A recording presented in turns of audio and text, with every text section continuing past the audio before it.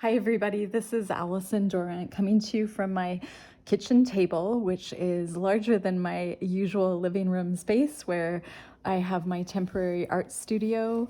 As for those of you that have been following me, you know that my art room doors, the glass completely shattered in my 9-foot door. So I am working in the kitchen today. I like to mix it up anyway. Oh, and what I'm doing is I'm just taking out these little landscape paintings out of a frame. And I thought we could do some little landscapes today. So just because I am handling glass and I was talking about broken glass from my studio, I'm going to be very careful here the way I move this. I'm just going to set it aside.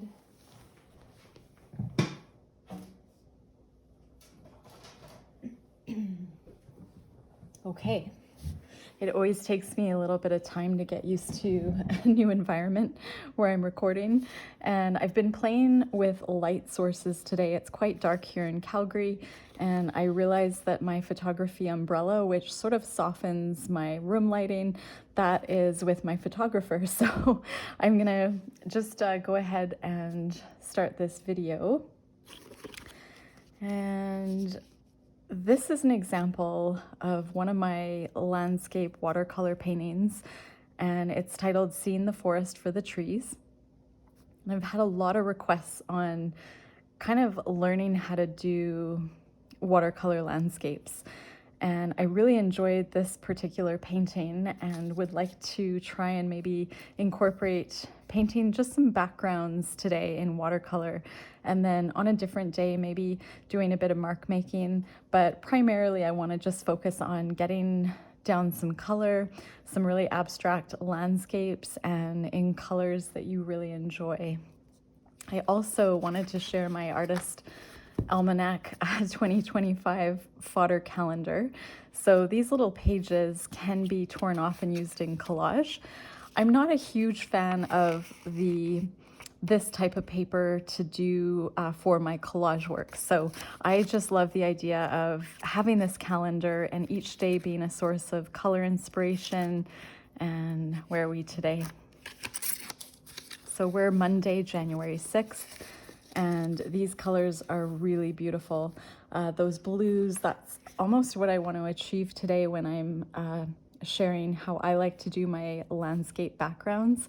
I love this robin's egg color from Beam Paints. So Beam Paints, I'm going to be painting with their Paintstones as well as some other watercolor paints, but this is a Canadian company, and they're called Beam, and they're really, really lovely Paintstones, watercolor paints. And so back to this little calendar.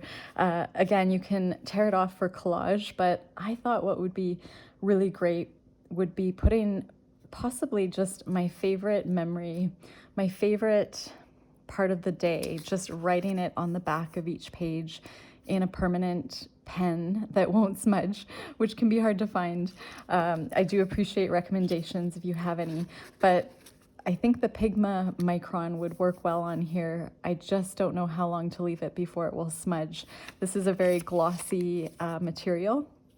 So I thought it would be nice though at the end of the year to go through and have almost like a memory box, which just will jog my memory of the particular day and something that was really special about the day, because I feel like it's those little moments that really we want to solidify in our mind, especially if down the road we're going through change, or we're going through grief or loss or whatever it may be. I think it would be really great to have a box of memories. And so that was just my idea, because I do like to repurpose things. I don't like the idea of not repurposing this at all. And so if I wasn't going to use it for collage, which I do think is a great idea, it's just for me, I like different types of paper for my own collage.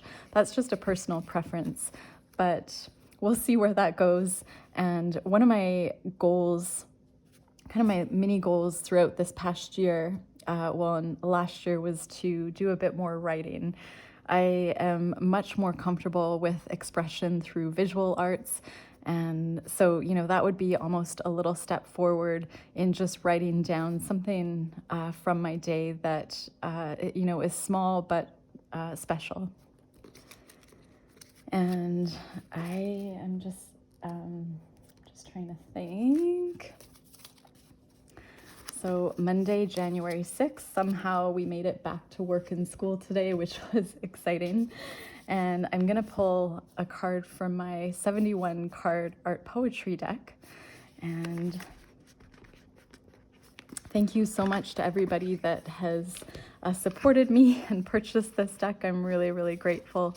And I am going to just do a little shuffle.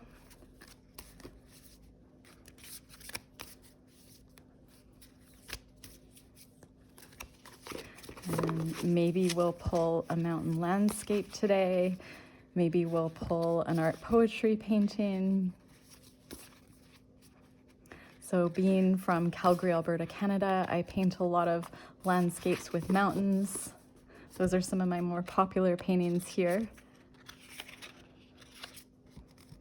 And I was just seeing, this card is so thick, 350 grams. It's not stuck to another card. And I really love this card, and I don't pull this card very often, but in the middle it says nurture. So this is my art poetry painting, and the words on the card are practice kindness and compassion. I really love this color palette, and that would be actually a wonderful landscape in sort of this style where I had painted Seeing the Forest for the Trees. What I'm thinking, if you're wanting to try and paint alongside me, that's great. You just need 140-pound watercolor paper if it's in your budget. 90-pound is also good, but I feel like a good heavier paper for wet media is definitely helpful, and it will make your work look so much better when you're finished, and it will build your confidence in watercolor practice. I am going to be using a round brush. I'm really comfortable with my round number 12 Princeton. I don't know which series this was from. It has worn off, but Princeton is a great company. These are synthetic hairs. And this is a number 12 round, so you can just see that the tip is more of a round shape. It's a very big brush. I am trying to kind of branch out and paint with smaller brushes just for fun. So I recently purchased number 10. This is Princeton Neptune, and again, it's round. And I had purchased a number 8 as well. So I don't know if I'll use these today, we'll see. The number 8, I know a lot of watercolor artists would be like, oh my gosh, I can't paint with something so big as a number 10 or number 12. But with my style, I think it helps me stay really loose and free. And I just really like the marks, the organic nature of the watercolor when it's put down, when it's in this larger round brush. But Princeton is a good brand, but again, use what you can afford. And I will just leave that there. Go with watercolors also that are in your budget. For those of you that follow me and do enjoy painting along with me and can use paints that are similar, I'm going to be using, I picked out a few colors that I hope to use in this landscape practice today. This is a little palette I purchased from Beam Paints, so you can just see in the middle they have their engraved kind of stamp right in that center part, Beam Paints. These are all of their Paintstones as well. I use their shells, and I pick my favorite colors to go in the shells, and I love painting out of these shells, which are refillable, of course, if you buy watercolor tubes. I really like Orca. So that is this shimmery blackish gray color, and that's what I use to achieve these shapes here in my landscape. So we'll be doing that. And this one is a wonderful color. I can't remember exactly which colors I used for this area of like a peachy bronze, but wild salmon would be a good option from Beam Paints, as well as, oh, I like it so much I have it in here twice. I'm just gonna swap that out and use, where's the other one that I really like?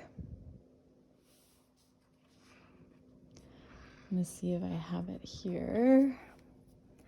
This one, Beach Sand, is a great one. It's a much lighter mica watercolor. And with the Beam Paints, I am also gonna use the Ocean Paper. I really like this color, Burnt Rose. So these are from the Ocean Paper, Kauai. Their studio, I believe they are still in Hawaii, but I'm not sure. I think they moved islands. So they're no longer in Kauai. They were in Princeville. But Burnt Rose is the color I'm going to be using today, as well as my other favorite Canadian company, the Stone Ground Paint Co. There's two colors that I love that have like a peachy rose kind of shimmer, and it's Rowan Berry and Mountain Rose. So really similar. You definitely don't need both. And I'm just going to use those for getting some of that color down that looks like this. And I'm not going to paint this even close. I'm going to kind of aim for the shapes and the composition and just talk to you a little bit about what I was thinking in how I got to this landscape. But you're gonna find your own landscape will just appear. And it's really important to have that kind of just being more free in your work and feeling like you're not having to copy something. And I don't do commissions because I just don't like that pressure. Whoops. And I just see so many colors from this card that are also in this painting, which is really interesting. So this is almost like a different type of landscape painting. I'm just gonna zoom in. And so there's just a closer look. Of course, this is a reproduction of my original that was done on watercolors. So this is, again, reproduced into print for this 350 gram cardstock. So really thick cardstock. And the watercolors would look more opaque compared to the original. And that's just because of the printing quality, what it's printed on, how it's printed. But you get the feel for the kind of the style that I have. And if you think of these colors with a bit more transparency and less about like really strong shapes, that's what I hope you can kind of pull from this particular piece. And I love these little roses. This has a lot of the mark making I enjoy. And I enjoy pops of bright in my work mixed with neutrals. So I have that really nice pink fuchsia color. And in my landscape painting, I believe I started with the Opera Rose. I think that was Daniel Smith, Opera Rose. Today I'm going to use a new set of neons that I was gifted by a lovely artist, Kristen. And this is my Paul Rubens set that I have just put into these little pans. And I'm using a tin from Caran d'Ache, and just because that's what I had handy. But this Paul Rubens company has wonderful neon colors, and so I thought I would use the opera pinks and a combination of the opera oranges for my brights for this landscape painting today. You can also see I used a beautiful bright orange area here, and that was kind of the focal point as well. And often I don't have two really bright focal points, or maybe I do, but that's not my intention anyway, but it worked well, I feel like, with this painting. You can see some of the very same colors, you know, this kind of Naples yellow right in this area here. And you can just see how my art poetry paintings translate when I paint a horizontal landscape. So it was painting these for many years, kind of finding a style that I loved, which was this style, and then maybe getting a little bit bored with the process of my own work and the outcome and trying a horizontal landscape. But you can still see very much that it's my work, and I feel like the color palette and the mark making are what help kind of pull that together. So I'm just going to set my art poetry deck aside, and I hope you're all nurturing your creative soul today with whatever you're doing, and being compassionate and treating yourself with kindness, because I think that's such a huge thing. As artists, we tend to be probably more sensitive beings, and it's really important to just have that compassion and kindness when we can put a lot of pressures on ourselves. I'm going to zoom you back out, and I have a lot of watercolors in front of me, but I think I'll probably mostly stick with this particular palette. So I'll just go through the colors in my palette again. So we have from the Ocean Paper Burnt Rose, and then we have Rowan Berry and Mountain Rose. This is Rowan Berry and Mountain Rose from the Stone Ground Paint Co. We have Wet Grizzly from Beam Paints, and we have Beach Sand, Robin's Egg, we have Pumpkin Spice, Bread. Nope, sorry, this is Morning Peach, which is similar to Bread.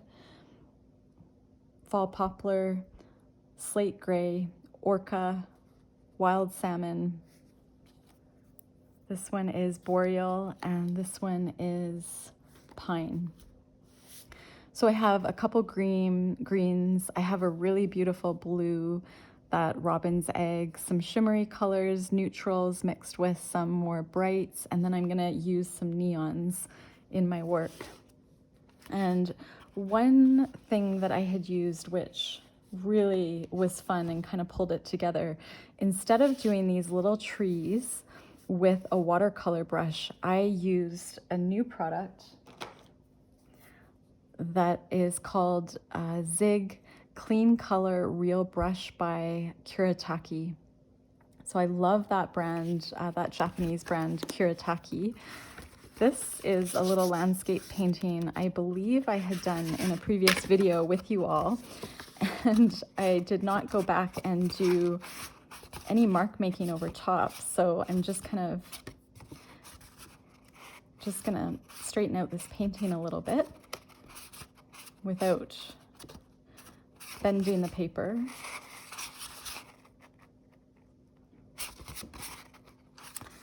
And I can just do a little demo even. So these are really beautiful, and I feel they will kind of take my practice up a notch when it comes to fine detail of my art poetry paintings and my landscape paintings. And so to get those little trees, I would use my Zig Kuretake Clean Color Real Brush. This is number 36, and you can just see it's a really, really beautiful pigmented watercolor brush that comes in this very fine brush tip. And so also this, just so if you're wondering what paper this is a great quality for the price. So this is Artist Loft, which is Michael's in-house brand. I'm in Canada. Michael's is it's also a US chain, and Artist Loft is their in-house brand. And I had collaged over top of the front of, and the back of this this pad of paper, and I just really liked the size. And oh dear, I just realized Oh my goodness, I just, good thing this is watercolor. So I was just writing on, I'm embellishing my print without even knowing it. I'll have to use, you can use, this is actually a varnished canvas print. So I used a very fine spray varnish.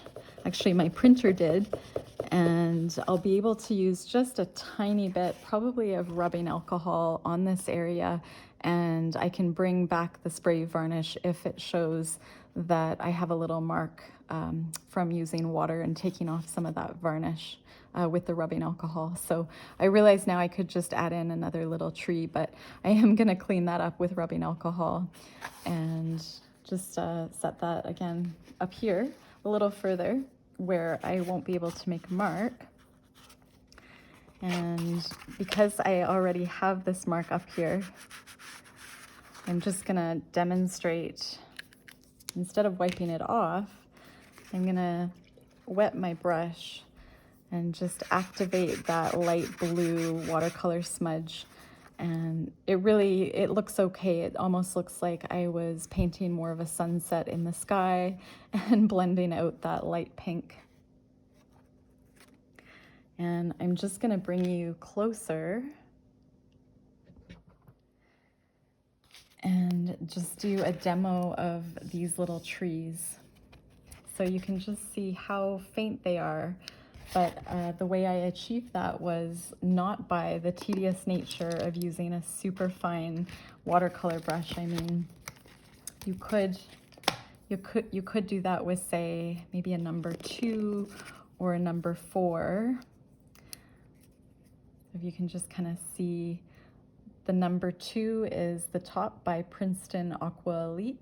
And I would say this Kuretake is sort of closer to a number 4 tip. And when you push down on it, of course, it will become a bit more wide. But if you're very patient, you can use a brush like this and use your watercolor. But I am just gonna show you just how I like to use these. So I'm gonna look for an area. This has so much blue in here that this would get lost, this color. And so I'm just gonna go down to this area here and really lightly make a line straight down, and then another one, and then almost just some line work to make it look a little bit like a tree. And maybe I can add another one just up here. So straight down, and then just going up the side and adding in some marks. I'm gonna go to another color. This looks like a good blue. This is number 305. And so just to add a bit more depth, I'm gonna go back in over top with another paint color. And maybe a little bit thicker here.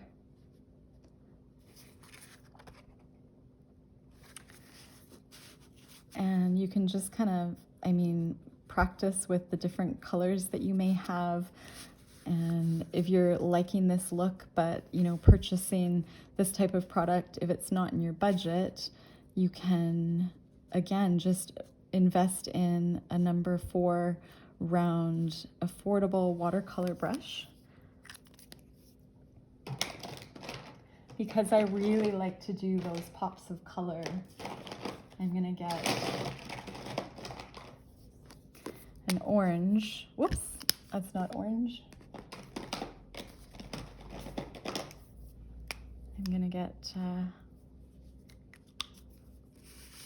I'm gonna just add a pop where I can see it really well, which would be right in here. And if you've added it in and you're not a huge fan of that color, you can use your paper towel and you can probably blot it out. I do feel like because that was so transparent, it looks more like a blob of neon. So this would just be an example of, you could go over top with another, like maybe a dark brown, but I'm just gonna be brave and wet my brush, and I'm gonna get that area really wet and quickly blot it.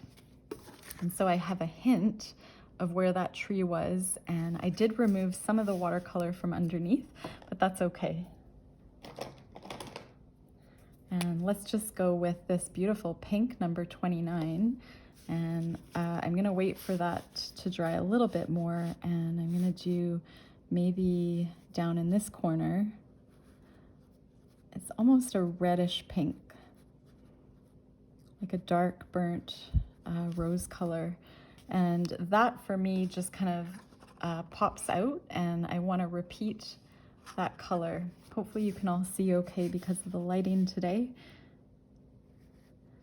And I'm just gonna put that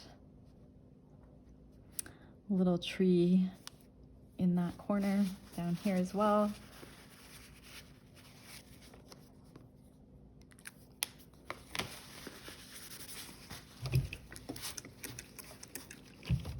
And this is gonna be, whoa, that has a nice yellow hue. I'm gonna use this watercolor paper underneath here, so I was just making sure I got that color off. Maybe what I'll do is I'll work in my booklet here, and I'll do that. I'm gonna add in, again, I wanna bring back orange. Not quite as bright. Let's just see what this one is. So this is number 52, and I'm gonna bring that down here. And really, again, that just makes this whole landscape pop. And so I'm gonna bring that orange back into where I had the other one. Make a slightly bigger tree.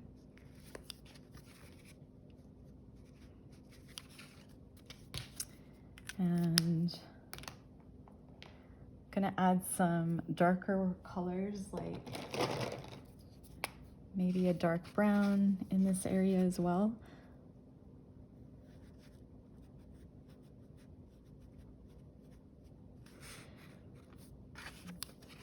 And maybe again, one here.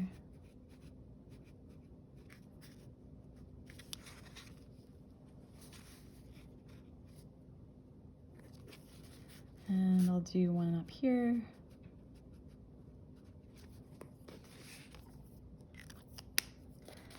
And this is where you could do more mark making. If I had my mark making pens, which I don't, you can use paint pens, permanent pens, you know, even like this is just a great ballpoint pen I got at the Dollarama, this 0.5mm studio gel pen. And if I had this handy, like I do, I would just add in even my signature down there. I would add in my birds. And I know this is probably, the Micron pen is more, how do you say, archival, so I'll probably use that. And then just this area here, what you could do is add more watercolor, just this layer over top where I had smudged it. So I'm gonna do maybe, what color do I wanna do? I think I might add this Boreal Green paint by Beam Paints. And just kind of go across this area. And that kind of cleaned it up really nicely. And I could add a little bit more of that color, that green over here.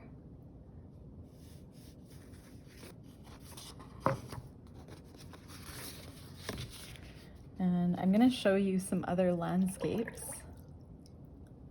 that I've done, and we can just paint a base. So you can go in with your own mark making at another time, and I'm going to do the same. So I think I was, I'm just going to take this out of,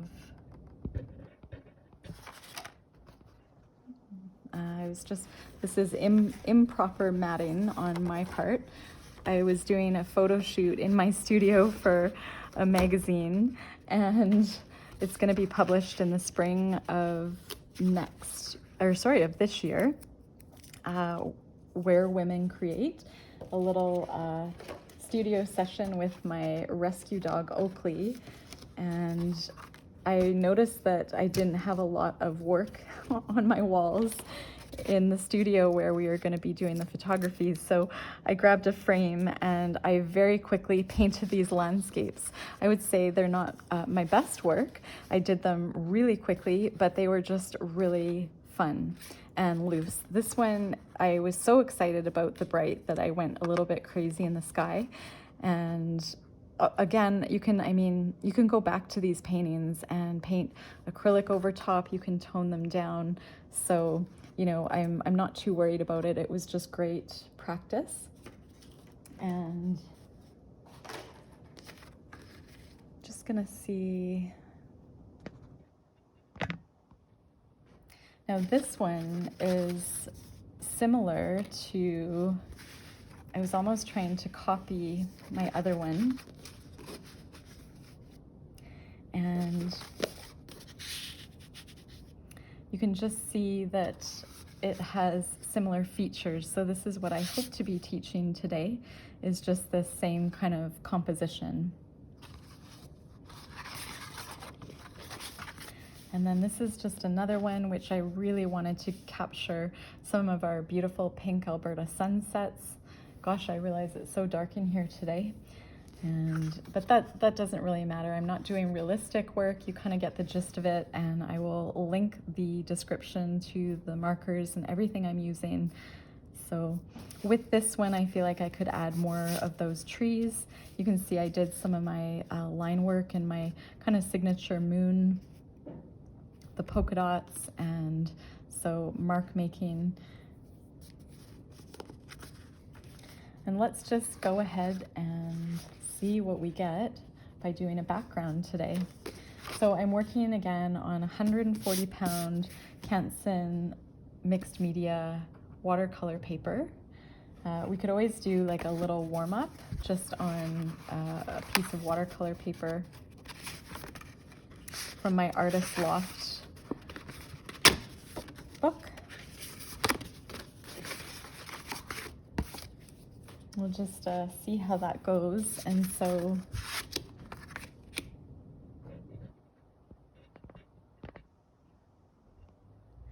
okay, you are in. You are, there you go.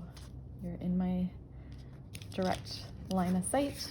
And so I really like to start with a color that I'm just craving in the moment, or, you know, a color that's one of my favorites or that lights me up. And for me, I'm gonna go with this new palette from Paul Rubens. I'm gonna mix a little bit of the Opera Orange and the Opera Orange Red. So these two, number 14 and 15, which are right here. And I'm gonna use this plastic Well-Loved palette and just mix those colors right in here until I get a color that I like, which I would say is this one right here. And I'm just gonna add a little bit of this color just down in the corner. And I can always make this bigger. I'm not really thinking too much about a shape. I'm trying not to have a lot of brush marks in here. And I'm going to clean off my brush. And I'm gonna go into one of my green colors. So I'm gonna mix a little bit of this boreal green from Beam Paints and a little bit of this pine. And I'm just gonna make a hill, a small hill, and I'm using, just for size reference, I might just look at this. And I feel like I could touch into the orange, but I'm just gonna touch in the bottom and pull up and over, and then kind of fill it in and draw it out.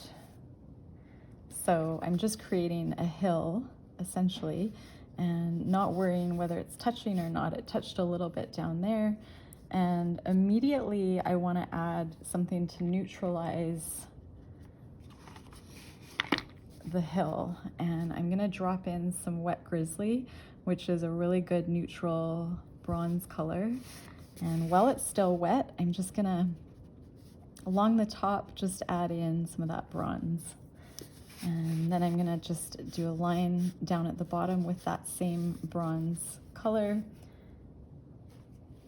And then while this is still wet, I wanna bring in that robin's egg color, or I could do a gray. You know what I think I might do is just mix a little bit of the slate gray,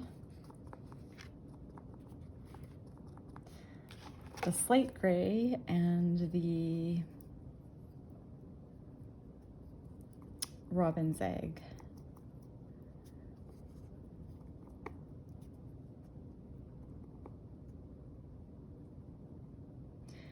So I'm gonna just mix those right in. I often just paint straight from my watercolors. I don't often use palettes. Just it depends on my mood and what I'm painting. And then I'm just gonna go in and add another hill and kind of make it a little bit higher and bringing it down and almost off the page. And then looking at it, I feel like it doesn't stand out as much as I'd like with that beautiful robin's egg color. So I'm gonna go back in and drop a little bit of that color in while it's still wet, and you can just see I have more of that robin's egg. And then I'm gonna clean off my brush. I'm gonna do maybe I'm gonna do a little bit of this, what color was this? Not bread, morning peach.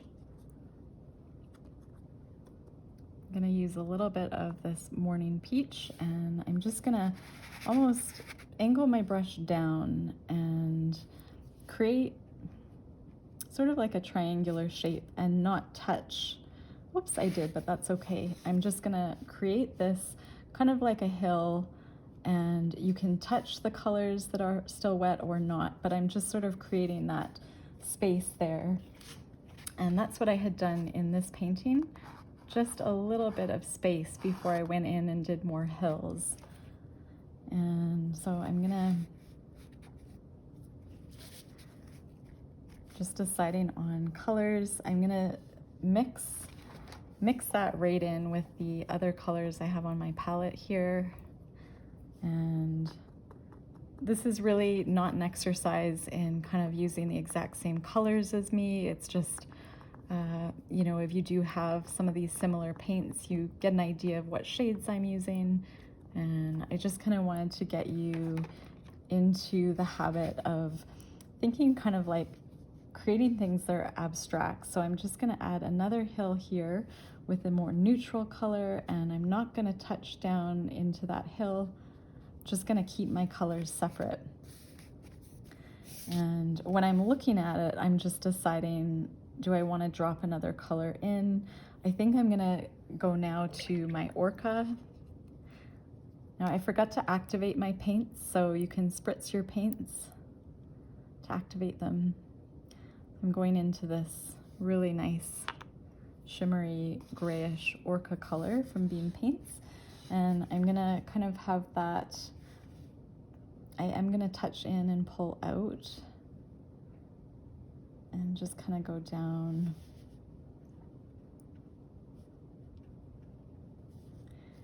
And I did touch into the little triangle area, and I like that, I'm okay with that. And might just pull up that color a little bit here and then paint downward, kind of almost off to the side of my page. And I'm just kind of taking a step back and seeing how I feel about the landscape and what I like.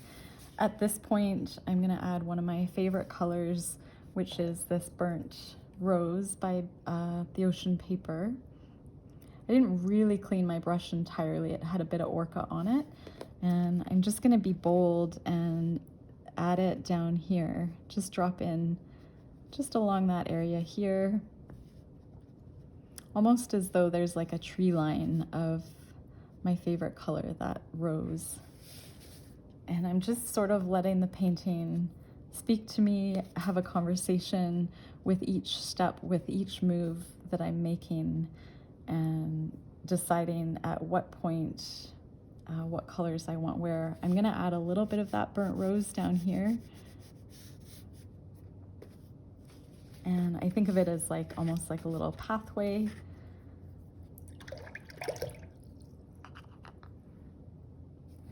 And just gonna get that little mark off.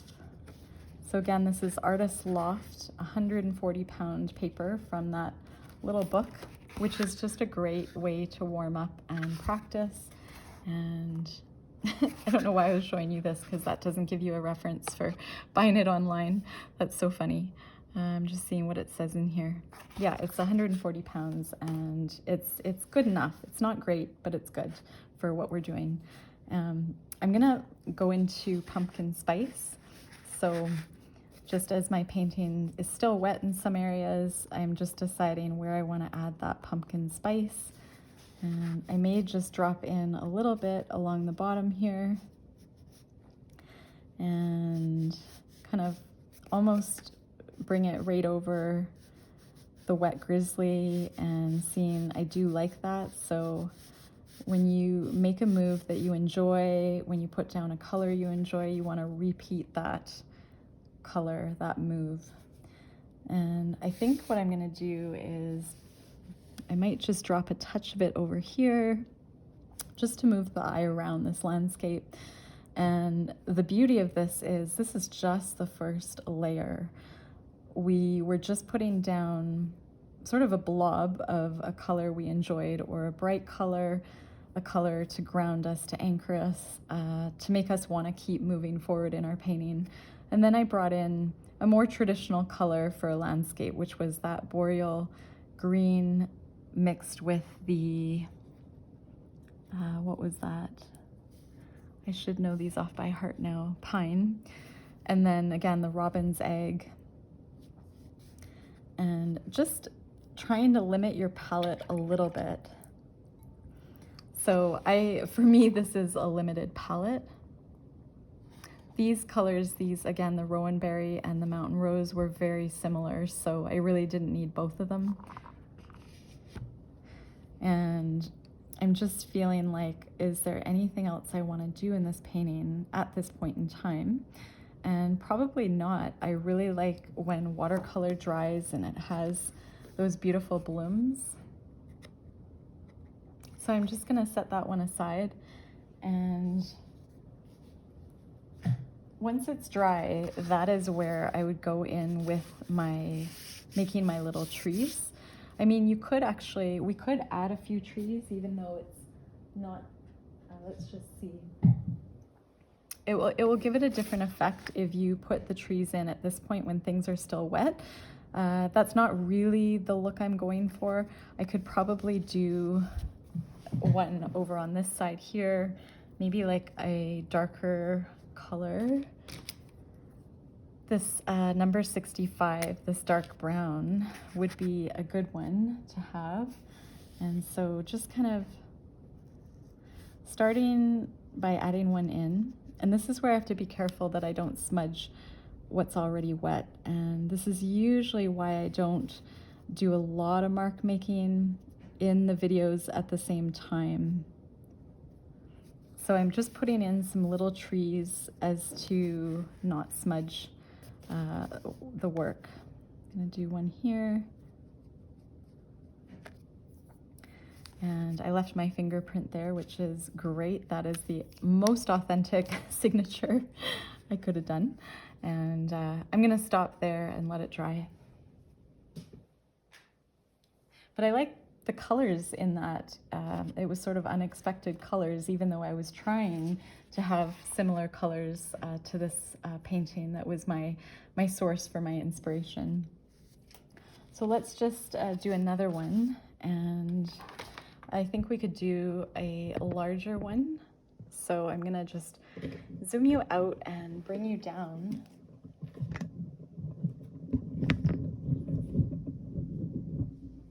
Okay. And I'm gonna just set my palette over here, and okay, I'm gonna bring you up a little bit. Get a happy medium here with this lighting. Okay, and so I'm gonna use the similar palette, and I'm working on my Canson mixed media, or my Canson XL watercolor paper, and it is 140 pounds or 300 grams, and this is 11 by 15 inches. In Canada, standard frame sizes are, we have some that are 11 by 14 inches. That is something I do think about when I'm purchasing my paper, is what are the standard sizes of frames and mats that are easy to get, that are affordable. So when you finish your painting, you know, if you do want to frame it, you have that option. And so just kind of thinking ahead if you're selling your work. Okay, and where is my brush? Here's my brush. So again, I'm using my Canson XL watercolor paper, 11 by 15 inches and 300 grams. And I have my number 12 round Princeton Neptune brush, which holds so much water.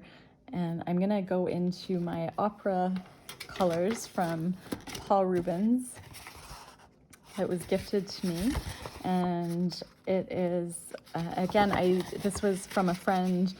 These I was not gifted by Paul Rubens, and I am not, how do I say, I am not affiliated with any companies, nor do I recommend specific products. I only recommend what I like. So Opera Pink and Opera Peach, which are these two colors, which appear quite dark when they're in their little palettes. And so I'm gonna activate, I'm just gonna drop a bit of water instead of spray. And I'm just gonna start putting the color down where, put it down wherever you feel like it. But for me, I like the composition that I had come up with. So I'm gonna just put some color down in this corner, and I kind of make it like a rounded shape. And that is all that I'm gonna do with those neons. And then I'm gonna clean my brush, and I'm gonna go straight into the greens. So I'm gonna get a lot of pine and boreal on my brush, and then when it's still wet, I'm gonna drop in the wet grizzly. So again, these are all beam paints. And so I'm just gonna go underneath the pink and pull up just to make a hill.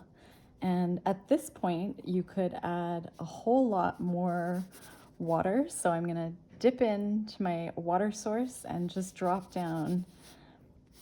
I'm used to using slightly higher quality paper. I use Arch's cold pressed 140 pound paper. That's my favorite, but that's expensive. It's probably $10 to $15 per piece. So you have to feel very comfortable when you're working on that kind of paper.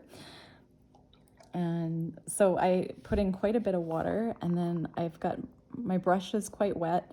My wet grizzly paint is activated, and I'm just gonna drop in, and not worried about the little droplets here and there. It just will add character to your landscape. Just kind of without, repainting, you're just dropping in color just to add some interest. And I'm gonna maybe bring my hill a little bit out, just to get the shape a little bit more wide on that side. And the happy accident is the pink is now moving into the wet grizzly and the boreal and the pine, and I really like that. And then the robin's egg is the next color that I want to use, and I'm going to create a hill right next to this one hill that I had just done, and maybe just slightly higher. And I'm just going to be bold and go right through and maybe come down a little bit, make it a little bit steeper, and dip into my water and just let the watercolor do its job. And I almost want to have, the robin's egg is lovely. You need a lot of pigment though. And so that is where dropping it in comes in handy when it's still wet.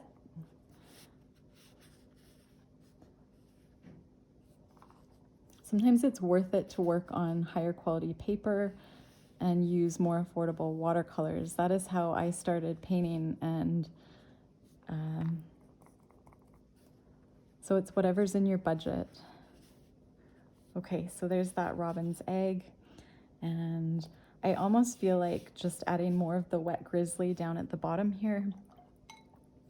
I'm gonna go back to my wet grizzly, and I'm just gonna actually pull some of the robin's egg and make lines going down in front here, just really loose lines, and just seeing what watercolor effect I get there, and I like that.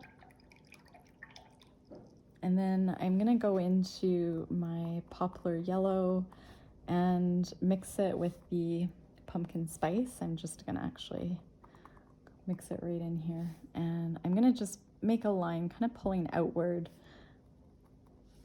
Make a couple lines, just thick lines, pulling kind of outward, pulling that robin's egg out, just making a different mark than what's in these hills. So I'm working, instead of up and down kind of vertically, I'm working horizontally. And then I'm gonna take the same color and maybe do a little bit of a line across here. And I'm going to then pull in my burnt rose from the Ocean Paper watercolor company from Kauai, and I'm gonna just, how do I want to do it? I'm gonna just go kind of over top and just kind of going over the hill and just working with my intuition. I'm gonna blend it in here. And now I'm gonna go into my orca, and I'm gonna make sort of a bigger hill, kind of coming up over here, and then letting it all blend in, mostly. And again, bringing in another hill, and down, going right through that burnt rose, and just kind of seeing what I get, and dropping in more pigment. And my brush holds a lot of water, so that's the benefit of this type of watercolor brush. And I'm gonna just draw a little triangle in here, and maybe just go up and around with that orca, and maybe adding some boreal, maybe just kind of dropping it in here, almost to add some interest.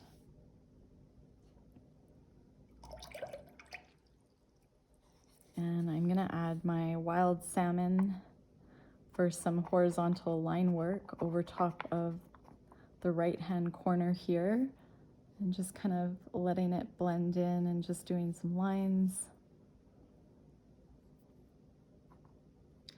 And then maybe adding it over in this area here and just letting it blend with the trees. And I'm kind of blending out some of those trees. You can be brave, like just adding drops of water in here and letting things move around, because this is an abstract landscape, so you can't do it wrong. I'm gonna add in some slate, and I'm just gonna add in another small hill here on the side.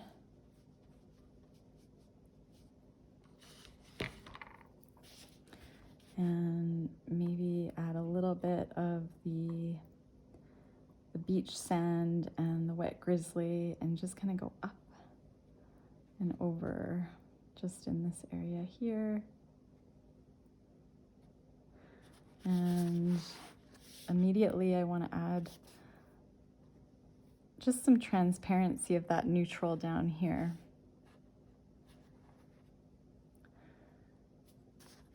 And I'm trying to kind of step back and squint my eyes and decide, you know, where's my eye drawn? What's interesting? You know, what I like, what I don't care for as much. I really want to put a large tree here. I like how this is kind of running the water. It's bleeding here. And I'm pretty happy with this composition. And if you think of this as your first layer and you want to, you know, remember you can go over top with acrylics or collage or more watercolors. So less is more when you first start. And I'm just deciding where I'm going. I think I'm gonna add more of this beach sand. And maybe I kind of want to add something. I think I'm just going to add like a line kind of like down here, just to fill in some of that white space. And let's just see. It's never too late to, again, go back in, darken things up. I almost feel like I could add more of this robin's egg, just kind of drop it in through here.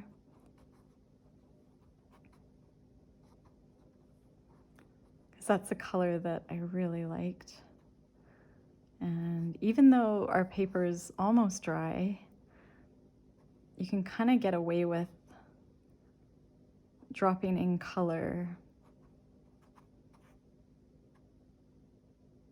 And I just find that a little bit more interesting in this area here.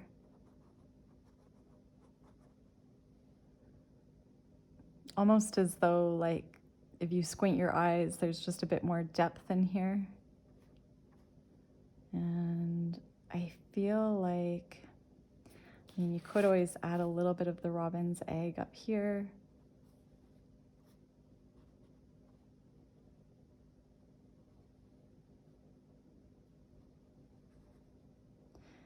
And I'm pretty happy with this. And again, this is not even where the fun part starts. This is where the relaxing part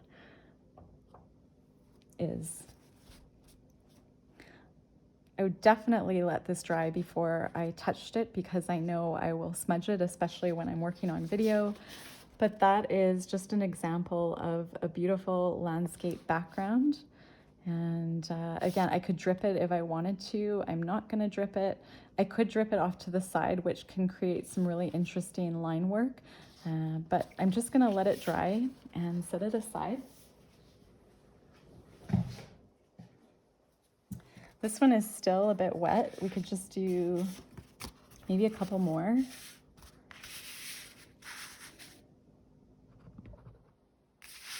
Oops, and it's almost an hour mark, but I will do just a couple more. So let's see what we can do with this palette. And so not thinking like, oh, a landscape has to be certain colors. Like, let's just use our wet grizzly and make a hill mark. I love working on 2 paintings at a time because you stay out of your head and you come up with some really beautiful art. So I'm just creating hills, and I'm just gonna pick a color that I really feel like pulling in, and maybe I'll do morning peach mixed with a little bit of poplar yellow, and I'm gonna go right in, make a slightly bigger hill, and then pull it down, maybe add a bit of the yellow down there. And maybe in this landscape, I'll just have a little bit of a yellow right in the background here. And let's just bring in some green. And I'm gonna go right in and up.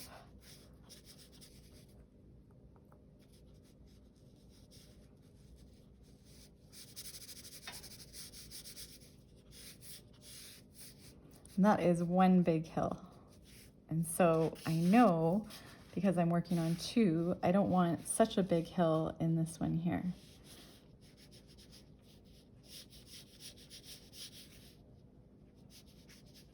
Again, this is not high quality watercolor paper.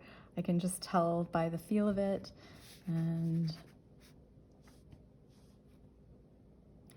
I'm gonna go into, I'm gonna actually drop a bunch of the robin's egg into this lower part of the hill. And I think that looks really cool.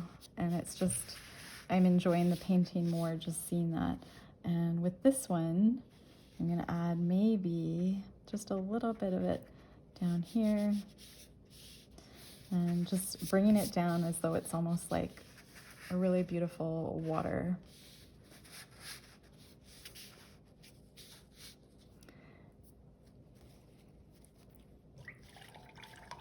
And I almost need to use those pretty brights, those neons. I would mix maybe a little bit of the opera orange and opera orange peach, and maybe with a little bit of my wild salmon.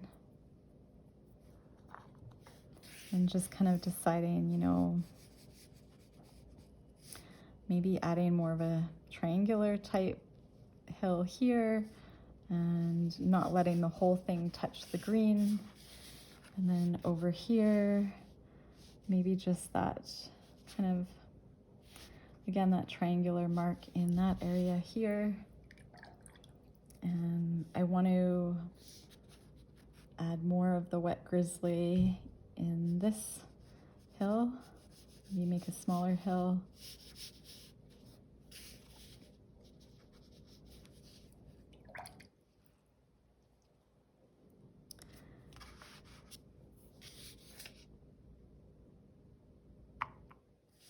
And then dropping in a little bit of that burnt rose into the wet wild salmon.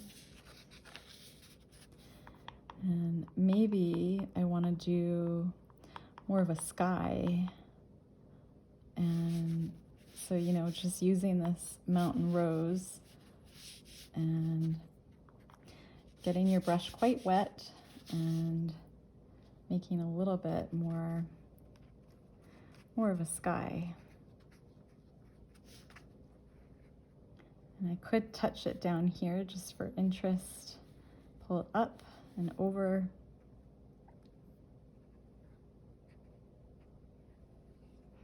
And I touched it down there, which I really like. So it's just pulling up some of those colors. And then I'm gonna do the robin's egg and more of a sky again here. And I'm gonna touch it to the green hill.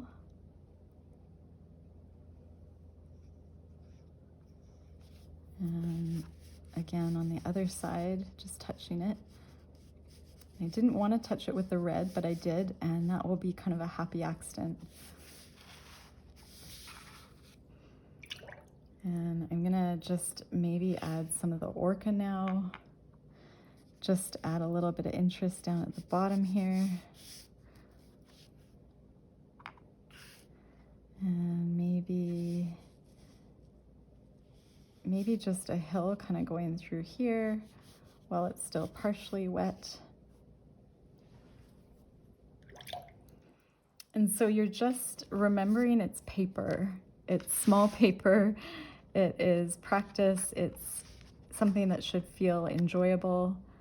And you are going to try and not judge what you're doing if you don't enjoy it as you go. Just, you can always modify it. And you know, this palette I'm not really enjoying that much right now, but I know when I go in with those watercolor brushes or the fine detail, I can add in some colors that really pull it together for me. So we'll let those dry, and I am going to just say another exercise that you can do. Where are we? Oh yeah, maybe, yeah, I think I'll probably zoom you back in. I always forget if I'm zoomed in and I'm zoomed out. We're gonna do another art poetry card. Whoops.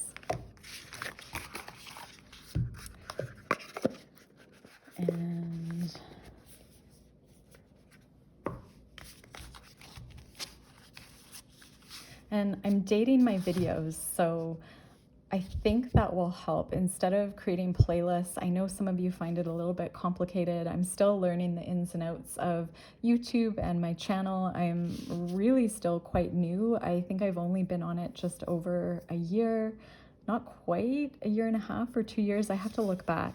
But I'm gonna date them. So I believe if you're a subscriber and you go in, you can see, I think you can see the order that I have dated them. So let's just, fingers crossed, we'll do it that way, and I'll try to almost follow up on the mark making that I had done in the video prior. We'll see how that goes. I'm constantly sort of evolving as a creative, as an artist, as a YouTuber. This is a really new world for me. My background is registered nursing, and healthcare has been my background. I started working in healthcare when I was 18, and I started in health records, actually. I didn't go to university right out of school. I went into Southern Alberta Institute of Technology, SAIT, and it was great because I started to work in health records and got a job within a year of graduating, and then was able to kind of put myself through university, take nursing. And I'm not too sure why I'm telling you all this now, but I don't talk, I guess, a lot about my history. And I have grown in nature. I feel like being an artist has given me so much confidence, way more confidence than when I was working as an RN, which is super interesting. You just activate a different part of your brain with creativity. It's so amazing to have this creative outlet.